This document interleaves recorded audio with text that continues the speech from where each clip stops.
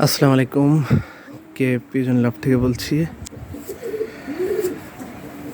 এই যে আমার এই সিজনের মানে শীতের ভিতর শুরুতে যে বাচ্চাগুলো পাইছি, হলুদ গররা, ঝুটিয়ালা, মোজাওয়ালা, সাপ চোখের, খাড়া ঝুটির, শুধু একটা মাদি বাচ্চা আসছে, হচ্ছে রানী ঝুটি। তাছাড়া সব মোজাওয়ালা, খাড়া ঝুটির।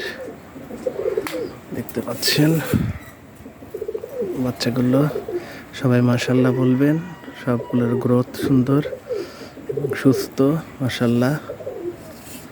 প্রত্যেকটা কবুতরই কোয়ালিটিফুল।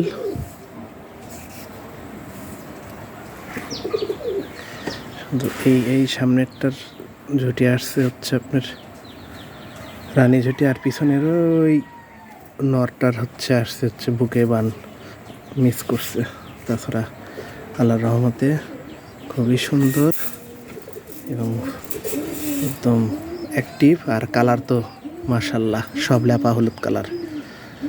একটা ওই যে ঘিয়া গররা বলে, সেই ঘিয়া গররা না, সব একদম হলুদ কালার, পাকা কালার। তো কারণ আমার এই কালারের রহস্য একটাই ভাই, এখানে রহস্যের কিছু নাই, সেটা হচ্ছে আমি ক্রস ব্রিড করাই। কালারিং কবুতর পাললে আপনাকে মেথড অনুযায়ী পালতে হবে, যেটা সায়েন্টিফিক মেথড। কালার কবুতরের যে যে কবুতরগুলোকে আপনার ব্রিডিং করাবেন, অবশ্যই সেগুলোকে আপনার ক্রস ব্রিড করাতে হবে।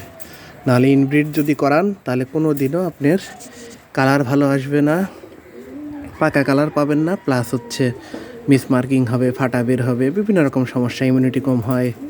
কিন্তু আমার আল্লাহর রহমতে এই সমস্যাগুলো নাই। আমার কবুতর সব একদম পাকা কালার বের হয়, কোনোটাই হচ্ছে এই ঘিয়া কালার, ফ্যাস্টা কালার, লাল থেকে বাড়াইছে মনে হয়, এরকম ওরকম কিছু নাই। ঠিক আছে, ভালো থাকবেন, আল্লাহ হাফেজ।